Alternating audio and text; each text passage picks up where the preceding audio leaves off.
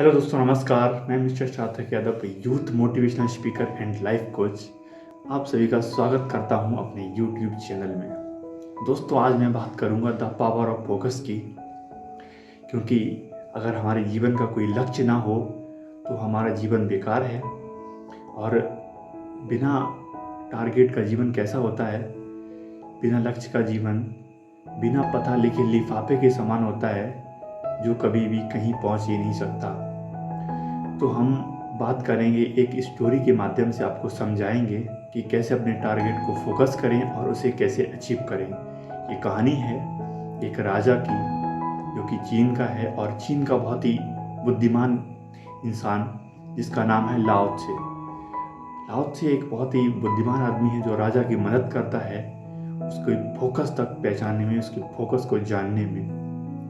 तो चलिए ज़्यादा देर ना करते हुए वीडियो को स्टार्ट करता हूँ। आज से लगभग 2500 साल पहले पुराने चाइना में एक संत पैदा हुए। उनका नाम था लाओ त्सु। लाओ त्सु की गिनती अपने समय के सबसे समझदार और बुद्धिमान लोगों में की जाती थी। यहाँ तक कि चीन के सम्राट भी उनके पास सलाह लेने आया करते थे, क्योंकि लाओ त्सु की बुद्धिमानी के सैकड़ों किस्से प्रसिद्ध थे और उनका बड़ा मान सम्मान पूरे चाइना में था।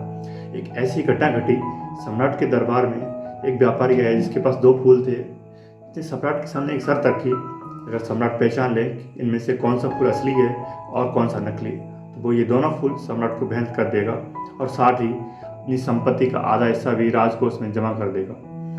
लेकिन अगर सम्राट नहीं पहचान पाए तो उतना ही धन सम्राट को व्यापारी को देना पड़ेगा। सम्राट ने शर्त मान ली। अब सम्राट के सामने 2 फूल लाए गए, जिनमें से एक असली था और दूसरा नकली। लेकिन उन दोनों में फ़र्क कर पाना बड़ा मुश्किल था, क्योंकि देखने में दोनों बिल्कुल एक जैसे थे। इस कारीगर ने उस नकली फूल को बनाया था, वह इतना कुशल था कि उसने इतनी बारीकी से असली फूल की नकल की थी कि दोनों में फ़र्क ढूंढ पाना बड़ा मुश्किल होता था। अब सम्राट उलझन में पड़ गए, और जैसे ही सम्राट संकट में पड़े उन्हें याद आई लाओ त्सु की। लाओ त्सु को बुलावा भेजा गया, क्योंकि लाओ त्सु की समझदारी के किस्से बड़े मशहूर थे, इसीलिए व्यापारी भी थोड़ा सा घबराया हुआ था। हालांकि वो लाओ त्से से कभी मिला हुआ नहीं था, लेकिन उसके बारे में सुना बहुत था। लाओ त्सु बहुत ही बुद्धिमान व्यक्ति है। लाओ त्सु तक संदेश बाग ने संदेश भेजा कि सम्राट एक दुविधा में फंस गए हैं, तो फूल में पहचान करनी है, लेकिन सम्राट पहचान नहीं पा रहे हैं। लाओ त्सु सम्राट के दरबार में पहुंचे। लाओ त्से ने उन दोनों फूलों को बड़े ध्यान से देखा और उनमें फ़र्क पहचानने का प्रयास किया, लेकिन लाओ त्सु भी दुविधा में पड़ गए। वो थोड़ा परेशान हुए, भ्रमित हुए कि इनमें से कौन सा फूल असली है और कौन सा नकली, क्योंकि देखने में दोनों फूल हूबहू एक जैसे थे। लाओ त्सु को उन्हें अंतर कर पाने में बड़ी मुश्किल हो रही थी। फिर लाओ त्सु ने व्यापारी से थोड़ा सा समय मांगा और वो टहलते हुए दरबार की खिड़की तक गए और उन्होंने उस खिड़की को खोल दिया। थोड़ी ही देर में बाहर से एक मधुमक्खी उड़ती हुई आई और वो जाकर उन दोनों फूलों में से एक के ऊपर बैठ गई।